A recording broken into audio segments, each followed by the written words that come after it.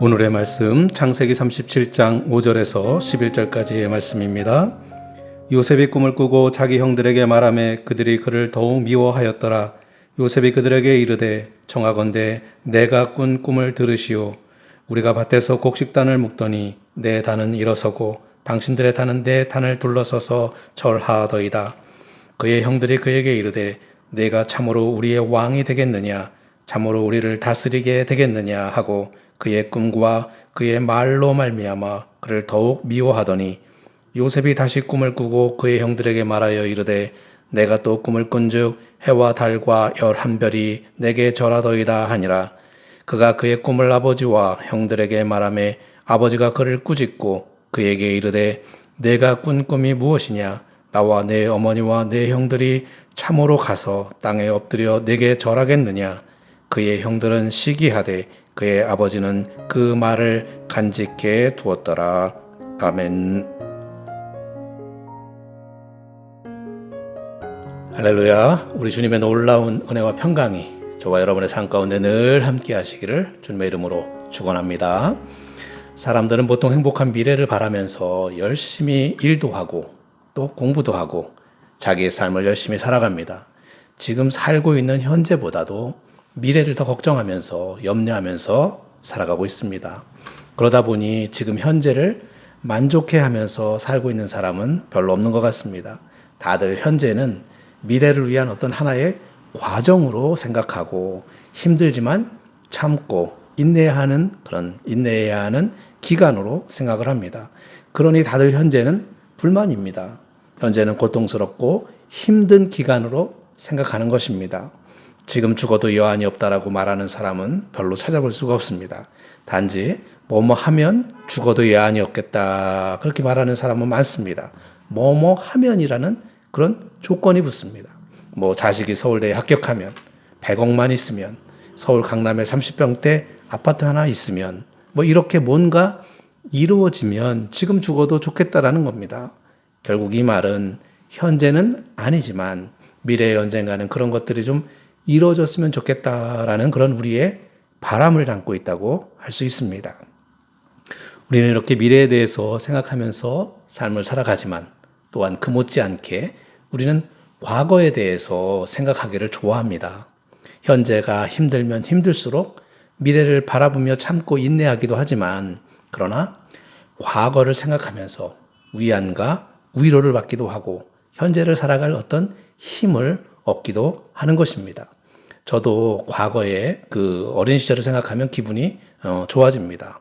저도 시골에서 자랐기 때문에 친구들과 뭐 토끼를 잡는다고 들로 산으로 뛰어다녔던 그런 기억들도 있고 또 한겨울에 마을에 있는 큰 연못에서 썰매를 타다가 물에 빠져갖고 그 젖은 양말을 말리려고 불을 이렇게 피웠다가 양말을 다 태워버려버린 그런 기억도 있고 또 아랫목에 누워서 구수한 입담으로 옛날 얘기를 해주시는 그런 할머니의 이야기를 정말 재미있게 들었던 그런 기억들이 있는데 그런 과거의 기억들을 떠올리면 조금이나마 삶의 위안을 받게 되는 것 같습니다.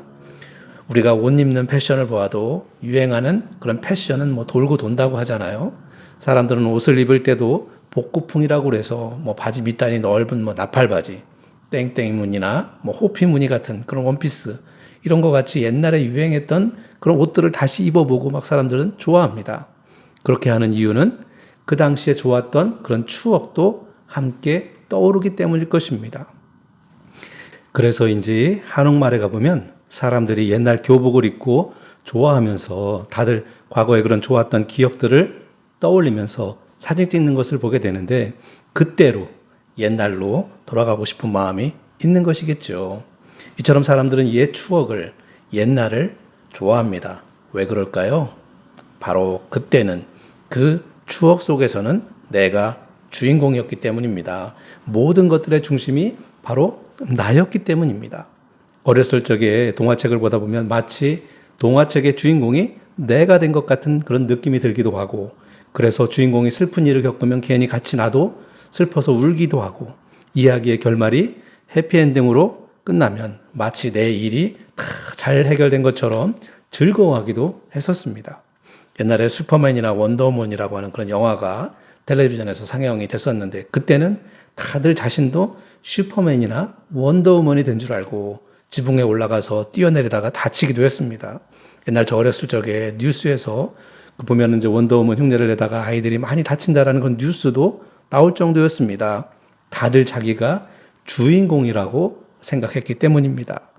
그런데 지금은 어떻습니까? 내가 주인공이 아닙니다. 나는 이 세상의 조연일 뿐 다른 사람들이, 다른 것들이 주인공이 되어버렸습니다. 어쩌면 나이가 들수록 내가 주인공이 아니라 내가 하인이라는 것을 깨닫게 됩니다. 자식을 위해서, 배우자를 위해서 우리는 주인공이 아니라 누군가의 하인으로 살고 있다는 그런 생각이 들기도 합니다. 어떤 사람은 새로 전원주택을 마련했다고 그렇게 좋아했는데 지금은 그 집을 가꾸느라고, 그 집을 꾸미느라고 그 집에 하인으로 살고 있다는 그런 푸념 섞인 말을 들은 적이 있습니다. 이처럼 현재를 살고 있는 우리들은 주인공이 아니라 하인으로 살아가고 있습니다. 그러니 힘들고 지치고 그러다 보니 이러한 상황에서 벗어나 앞으로의 좀 미래는 좀 행복했으면 좋겠다 그렇게 바라는 것이겠죠. 자, 이렇게 된 이유가 뭘까요? 왜 이렇게 소시적에는 모든 것의 주인공이었던 내가 어떻게 해서 하인으로 전락하게 된 것일까요? 그것은 나이가 들면서 나이가 들어갈수록 꿈을 잃어버렸기 때문입니다. 어느 순간 무엇이든지 간에 다 가능할 것 같은 그 어린 시절의 꿈과 기억은 다 사라지고 지금은 어떤 꿈을 가지고 있어도 그것을 내가 할 수 있을까 하면서 포기하는 것이 더 빨라진 것입니다. 그러니 매사에 얻는 것보다 놓치는 것이, 잃는 것이 더 많은 것입니다. 그렇게 세상을 살다 보니까 주인공이 아니라 하인으로 살게 된 것입니다. 자식들에게도 그동안 살았던 자신의 경험을 바탕으로 그것이 최선인 줄 알고 아이들이 하고 싶어 하는 것들을 빨리 포기하도록 강요했었는지도 모르겠습니다. 그렇게 되니까 아이들이 어떤 현실이라는 그런 경험의 벽에 갇혀서 꿈을 갖지 못하게 되는 거죠. 그래서 부모의 입김이 세면 셀수록 아이들은 어린 시절에 가져야 할 어떤 꿈을 갖지 못하고 살아가게 되는 것이고 그러면 그 아이는 행복한 꿈을 가질 그런 경험을 빼앗기게 되는 불행한 아이가 되는 것입니다. 우리는 나이가 들수록 꿈을 잃어버리고 살아가고 있습니다. 아니 어쩌면 꿈을 꾸는 것을 포기하고 살아가는 것 같습니다. 꿈을 갖기에는 우리의 현실이 녹록지 않기 때문에 빨리 포기하고 잊어버립니다. 마치 신데렐라와 같은 삶을 우리의 경험에서 하고 있는데 어린 시절에 이런 노래를 불렀던 기억이 있으시죠? 신데렐라는 어려서 부모님을 잃고요. 계모와 언니들에게 구박을 받았더래요. 신데렐라는 어렸을 적에 꿈을 이룰 수 있는 아주 좋은 환경 속에 살았었습니다. 하지만 아버지의 죽음, 어머니의 죽음으로 인해서 꿈을 이룰 수 있는 환경을 빼앗겨 버렸습니다. 더군다나 새어머니와 그녀의 딸들인 그 언니들에게 구박을 받는 그런 삶을 살게 된 것입니다. 꿈을 가지고 있었는데 꿈을 잃어버릴 수밖에 없는 환경을 맞이하게 된 것입니다. 그러다 보니 결국은 무슨 꿈을 가지고 살아야 할지조차도 모르는 그런 상황에 빠지게 된 것입니다. 이러한 경험이 현재 우리에게도 있지 않습니까? 나에게 꿈이 있었나? 나도 꿈을 가지고 있었나? 이렇게 꿈을 잃어버리고 결국은 꿈과는 거리가 먼 그런 생활을 하고 있지 않았었습니까? 이 시간 다시금 꿈을 되찾으시기를 주님의 이름으로 축원합니다. 이 나이에 무슨 꿈을 하면서 포기하지 마시기 바랍니다. 그래서 안 되는 것이고 그래서 힘든 것입니다. 갈대아 우르에 살던 아브라함을 보십시오. 아브라함은 75세의 나이에 하나님의 부르심을 받았습니다.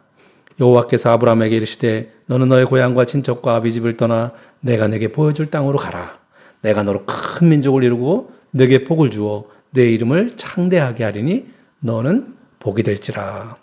아브라함은 비록 75세의 나이였지만 하나님의 부르심을 받았고 하나님이 주신 꿈을 가졌기에 새로운 시작을 하게 된 것입니다. 나이가 상관이 없는 겁니다. 나이가 들었다고 해서 꿈이 없는 것은 아닙니다. 하나님이 주시는 꿈은 나이와 상관이 없습니다. 때가 있는 것도 아닙니다.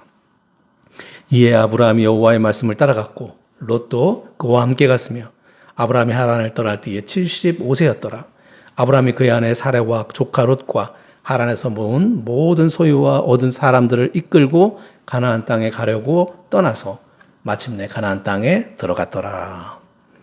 이에 아브라함이 여호와의 말씀을 따라갔고, 꿈은 움직이게 합니다. 꿈을 가진 자들이 움직이는 것입니다. 근데 자기가 꿈을 갖고 있지 아니하고 꿈을 가진 자를 따라가는 사람들은 어떨까요? 힘든 것입니다. 롯을 한번 보십시오. 롯. 그 롯은 그의 삼촌인 아브라함을 따라갔습니다. 아브라함은 하나님으로부터 직접 말씀을 들은 사람이었고 그의 가슴에는 그 말씀에 근거한 꿈을 가지고 있었지만, 그러나 롯은 그렇지 않았습니다.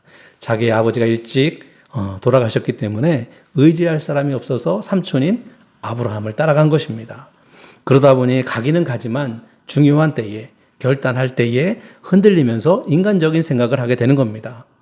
아브라함이 자기가 속한 그룹과 롯이 속한 그룹이 점차 이제 커져서 다툼이 일어나자 서로 이렇게 나누려고 하죠. 그때 아브라함은 롯에게 선택권을 주었습니다. 그때 롯은 소돔과 고모라를 택한 거예요. 인간적인 눈으로 보니 물이 넉넉하고 마치 여호와의 동산같이 아름다운 땅, 그 땅을 선택한 것입니다. 그러나 그 땅이 어떤 땅이었습니까? 멸망당할 소돔과 고모라 땅이었습니다. 육신적인 눈으로 보면 여호와의 동산 같아 보이지만 그 땅에 거주하는 사람들은 여호와 앞에서 악을 행하는 자들이었기 때문에 멸망당할 자들의 그런 땅이었던 것입니다. 이처럼 꿈을 가진 자와 꿈을 가진 자를 따르는 자들은 다른 겁니다. 그 길은 처음에는 비록 함께 가는 길인 것 같았지만 그러나 결정적인 선택의 순간에 달라지는 것입니다. 꿈을 가진 자, 하나님의 말씀을 마음에 품는 자는 생명의 길을 가는 것이고, 하나님의 말씀을 직접 듣지 않고 남을 따르던 사람은 결정적인 선택의 순간에 눈에 보기 좋은 대로 선택하다가 멸망의 길로 나아가게 되는 것입니다. 그렇기 때문에 우리가 직접 하나님의 말씀을 듣고 나아가야 합니다. 우리가 직접 하나님이 주시는 꿈을 가지고 살아야 합니다. 어떤 역경이 오더라도, 환경이 바뀌었다 하더라도 꿈을 가지고 살아야 하는데, 특별히 신앙인들은 하나님이 주시는 꿈을 가지고 살아가야 하는 것입니다. 왜 하나님이 주시는 꿈을 가지고 사는 것이 중요할까요? 그 이유는 꿈은 환경을 극복하게 해주기 때문입니다. 꿈은 폭풍을 만난 배의 나침반과 같습니다. 아무리 폭풍이 심하더라도 나침반이 가리키는 방향을 잘 잡고 나아가면 원하는 목적지에 도착할 수 있듯이, 꿈은 아무리 어려운 환경과 상황이 오더라도 우리가 원하는 방향으로 나아가게 하는 그런 역할을 하게 되는 것입니다. 우리가 성경 속에서 꿈하면 떠오르는 인물 있죠? 바로 요셉입니다. 요셉은 하나님이 주시는 꿈을 자신의 마음에 새기고 하나님의 말씀에 늘 귀를 기울이면서 산 신실한 사람이었습니다. 그런데 사실 요셉의 가정은 어떠했습니까?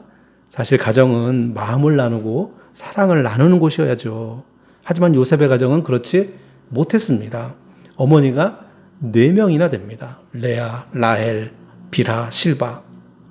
4명의 어머니는 이 남편인 이 야곱의 사랑을 얻기 위해서 경쟁적으로 아이를 낳아서 모두 13명의 아이, 딸 디나를 포함해서 13명의 아이를 낳았습니다. 그런 가정 환경이었으니 자식들끼리의 그 사이도 좋았을 리가 없죠.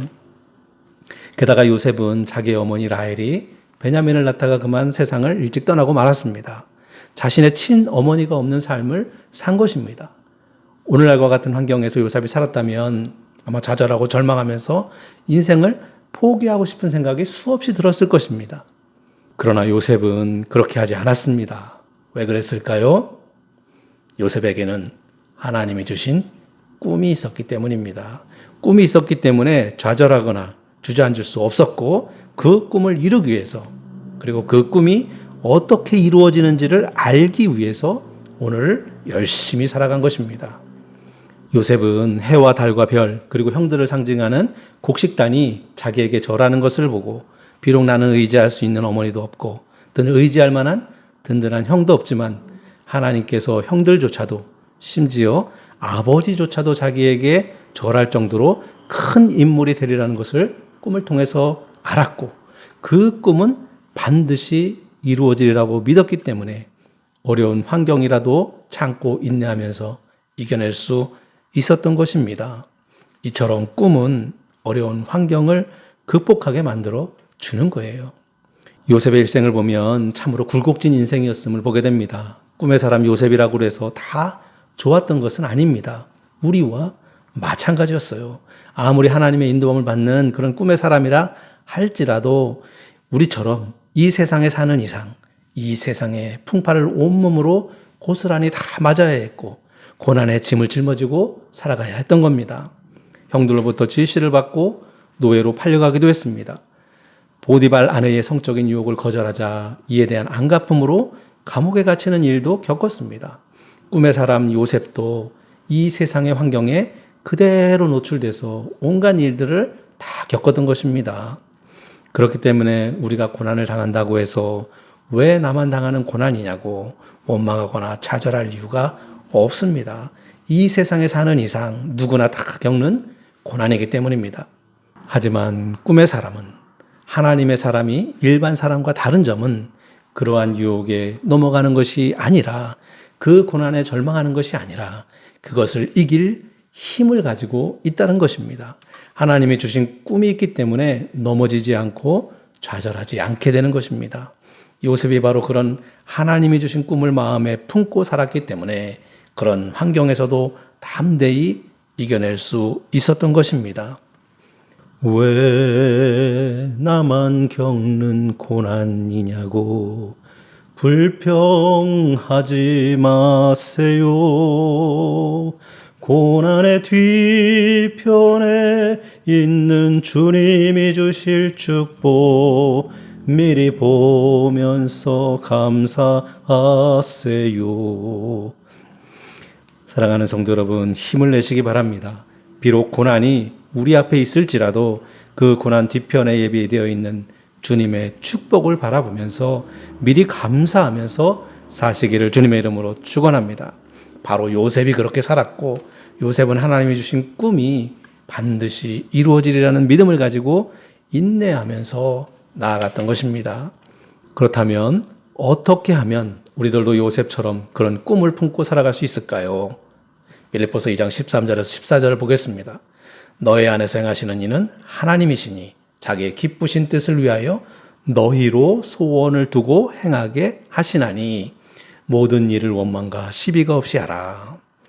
우리 안에서 행하시는 분, 즉 일하시는 분은 하나님이시라는 것입니다. 그 하나님께서 우리를 향한 꿈을 이루어 가시기 위하여 우리에게 소원을 갖게 하시는데 그 소원을 이루어지도록 도우신다는 말씀입니다. 그러니 하나님이 주시는 인도하시는 소원을 가지시기를 바랍니다. 그리고 그 소원이 그 꿈이 이루어지도록 최선을 다해서 행하시기를 바랍니다. 그러면 하나님께서 우리 안에서 도와주실 것입니다. 그런데 그 소원을 이루어가는 데 있어서 조심할 것은 그 다음 말씀을 보면 모든 일을 원망과 시비가 없이 하라는 겁니다. 원망은 자기 자신을 다스려야 한다는 것입니다. 일을 하는데 원망하면서 한다면 무슨 기쁨이 있겠습니까? 그렇게 해서 소원을 이룬다면 기쁘겠습니까? 원망하면서 하면 안 됩니다. 불평하면서 하지 말고 기쁨으로 감당하시길 바랍니다. 또 시비가 없이 하라라고 하는 것은 남과 다투지 말라는 것입니다. 자기만이 아니라 그 일을 함에 있어서 남도 살피라는 거예요. 내 소원을 이루는데 왜 남을 살펴야 하느냐라고 물을 수도 있습니다. 그러나 나의 소원을 이루는데 남을 살피지 않으면 이기적이 될 수도 있습니다. 남을 고려하지 않으면 남에게 손해를 입힐 수도 있는 겁니다. 기껏 좋은 일을 하고 나서 다른 사람에게 원망을 들을 수도 있는 거예요. 그런 시비가 일어나지 않도록 살피라는 것입니다. 바로 하나님의 꿈을 지닌 요셉은 모든 일을 함에 있어서 원망도 없이 또 시비도 없이 했습니다. 형들의 미움을 받아서 노예로 팔려도 보디발로부터 자기 아내를 건드렸다고 하는 그런 오해를 받고 감옥에 갇혔어도 원망하지 않았고 또 그것을 가리자고 시비하지도 않았습니다. 그렇게 자신을 원망하지도 않고 남과 시비하지도 않았더니 어떻게 됐습니까? 모두를 이롭게 하는 결과를 가져오게 되었습니다. 결국 요셉의 마음에 품은 하나님의 꿈은 자신만이 아니라 그의 형제들까지 이롭게 했습니다. 또한 애굽의 총리가 되어서 애굽 사람들뿐만이 아니라 그 인근에 있는 모든 사람들을 다 구하는 그런 이로운 일을 했던 것입니다. 이처럼 하나님이 주신 꿈을 이루어가는 데 있어서 자신을 원망하지 아니하고 남과 시비하지 아니하면 모두를 이롭게 하는 것입니다. 이처럼 사도 바울은 우리의 소원을, 우리의 꿈을 이루어가는 데 있어서 모든 일을 원망과 시비가 없이 하라고 빌립보 교회 성도들에게 말했습니다. 그런데 왜 원망과 이 시비가 왜 생기는 걸까요? 왜 생길까요? 그것은 바로 욕심 때문입니다. 우리가 마음에 품은 꿈을 이루어가는 데 있어서 경계해야 될 것이 바로 욕심입니다. 욕심이 생기면 원망하게 되고 누가 더 많은지, 누가 옳은지 시비를 가르며 다투게 되는 겁니다. 꿈과 욕심은 다릅니다. 엄밀히 보면 둘 다 갖고 싶은 그런 마음이죠. 마음입니다. 그런데 욕심은 남에게 피해를 주더라도 자신에게 이로우면 된다는 그런 마음입니다. 내가 배부르면 남이 배고플 것이라고 하는 생각을 하지 못합니다. 어느 사막의 야자수그늘 아래 조그만 오두막을 짓고 사는 노인이 있었습니다. 그곳에는 맑은 샘물과 우거진 야자수가 있었는데 노인은 지친 나그네들에게 그 시원한 샘물을 퍼주는 것을 기쁨과 즐거움으로 알고 보람으로 느끼면서 그렇게 살고 있었습니다.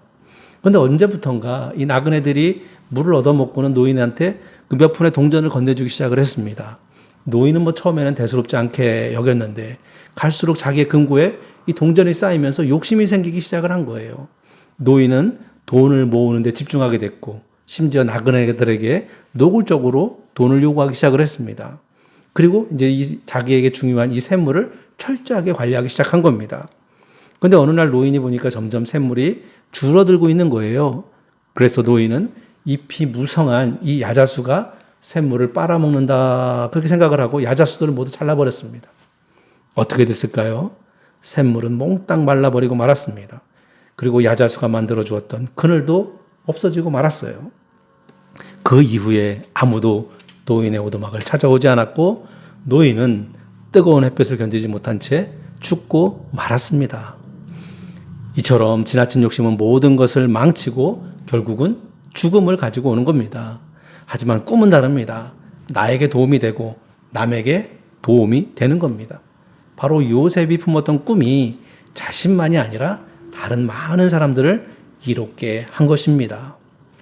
사랑하는 성도 여러분, 이러한 하나님이 주신 꿈을 마음에 품으시기를 바랍니다. 그리고 그 꿈을 품은 선한 마음을 여러분의 가족과 이웃들에게 펼치시기를 바랍니다. 그러면 여러분과 여러분의 가정, 그리고 여러분을 아는 모든 이들이 다 도움을 받아서 이루어지는 축복이 임할 줄로 믿습니다. 하나님이 주시는 꿈을 마음에 품으시고 일평생 실천하면서 삶을 사시는 저와 여러분 되시기를 주님의 이름으로 축원합니다. 기도하겠습니다. 사랑과 은혜의 주님, 저희들이 경험하는 현실이 때로 힘들고 어렵더라도 오직 주님이 주시는 소망을, 꿈을 마음에 품고 담대히 실천하는 삶을 살게 하여 주시옵소서. 그래야 우리들을 통해 모든 사람들이 이 땅에서 이로움을 얻게 되는 삶을 살게 하여 주시옵소서. 예수 그리스도의 이름으로 기도드리옵나이다. 아멘.